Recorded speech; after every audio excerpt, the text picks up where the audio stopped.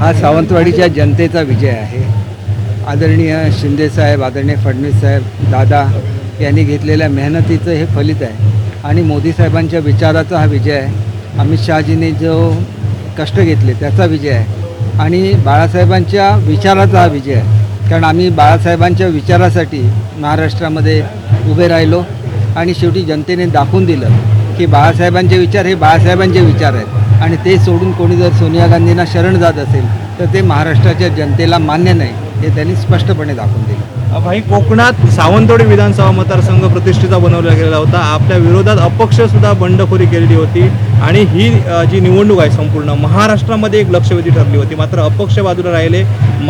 महाविकास आघाडीच्या सुद्धा उमेदवाराचा आपण दारुण पराभव केला आहे. काय सांगाल? एक असं कोणाला चिडवण्यात काय अर्थ नसतं. दारुण पराभव नाही, त्यांच्या पराभवाची हॅट्रिकसुद्धा आहे. नेहमी बोलायचं आणि त्यांनी जेवढं खोटं परसेप्शन क्रिएट करण्याचा प्रयत्न केला सावंतवाडी मतदारसंघामध्ये, हे फार दुःखदायक होतं की माझ्यावर जनता प्रेम करते, जनतेच्या प्रेमाचं हे प्रतीक आहे आणि त्याच्यामुळे सातत्याने खोटा प्रचार केला की लोकांना तो खरा वाटायला लागतो. आणि एक ठीक आहे, मुख्यमंत्री साहेब स्वतः आले, त्यांनी सांगितलं की ते माझ्यावर किती जबाबदाऱ्या सोपवतात आणि त्याच्यामुळे मी इथे येऊ शकत नाही. परंतु मतदारसंघात न येता सुद्धा निवडून येणारे महाराष्ट्रामधले जे मोजके उमेदवार आहेत त्याच्यापैकी मी एक आहे. याचं मला आणि ते पूर्णपणे सावंतवाडीच्या सुजाण नागरिकांना आहे. कारण गृहराज्यमंत्री असताना महाराष्ट्राच्या वेगवेगळ्या भागात फिरायला लागायचं. माझ्या मतदारसंघातल्या लोकांना मी वेळ देऊ शकत नव्हतो, परंतु त्यांना अभिमान होता की आमचा एक प्रतिनिधी हा महाराष्ट्राची काळजी घेतो आहे.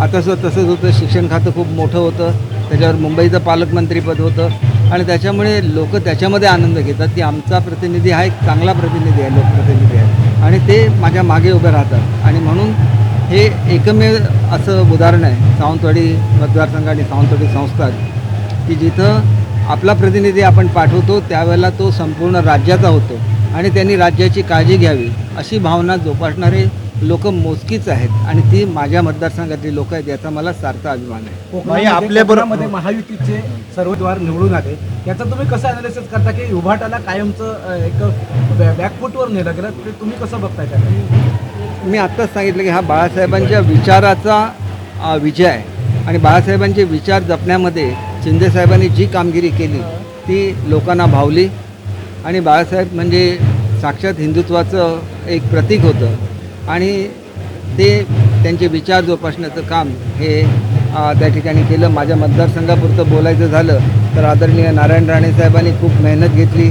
आदरणीय पालकमंत्र्यांनी 2-3 कोऑर्डिनेशनच्या मीटिंग घेतल्या, सर्व लोकांना कामाला लावलं आणि सर्वच कार्यकर्ते दोन्ही पक्षाचे, तिन्ही म्हणजे 4ही पक्षाचे तसे, परंतु आमचे 2 पक्ष जरा इथं अधिक प्रबल आहेत. त्याच्यामुळे सेना BJPचे दोन्हीचे कार्यकर्ते, आपले पदाधिकारी आहेत, नगराध्यक्ष असतील, नगरसेवक असतील, जिल्हा परिषदेचे पदाधिकारी असतील, पंचायत समितीचे पदाधिकारी असतील, सर्वचे सर्व झाडून कामाला लागले आणि एक चांगला असा विजय हा त्या ठिकाणी मिळू शकला. आणि खरोखर मला असं वाटतं की या निवडणुकीच्या निमित्ताने मला काही ज्वलंत प्रश्न समजू शकले, काही भावना समजू शकल्या.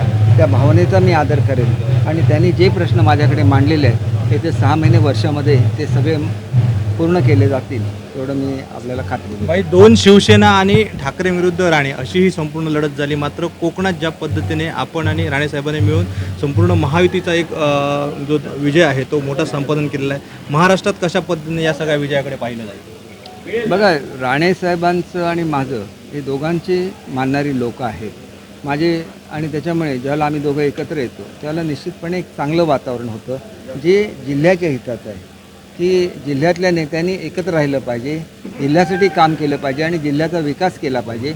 ही भावना राणेसाहेबांनी सुद्धा जपली, मी सुद्धा जपली आणि त्याच्यामध्ये आम्हाला पालकमंत्र्यांची साथ मिळाली, आमच्या वरिष्ठ नेत्यांची साथ आता आहेच आम्हाला आणि त्याच्यामुळे हा फरक हा तुम्हाला निश्चितपणे पुढच्या 6 महिन्यामध्ये जाणवेल की आम्ही आणि त्याच्याचबरोबर आदरणीय नितेशजी आणि निलेशजी राणे यांनी सुद्धा चांगलं यश हे जिल्ह्यामध्ये अतिशय चांगलं असं यश मिळवलेलं आहे. त्याच्यामुळे आम्हाला त्याचा अभिमान आहे. आम्ही सर्वजण एकत्र काम करू.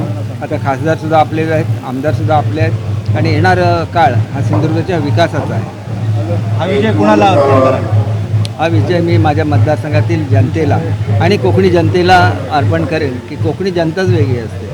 ते तुम्ही बघितलं की मीटिंगसाठी खूप लोक जमत नाहीत, आपले वेळेवर सगळे कोणी विनाकारण कर्ज काढत नाहीत वेळेवर सगळे हप्ते भरतात, टॅक्स वेळेवर भरतात.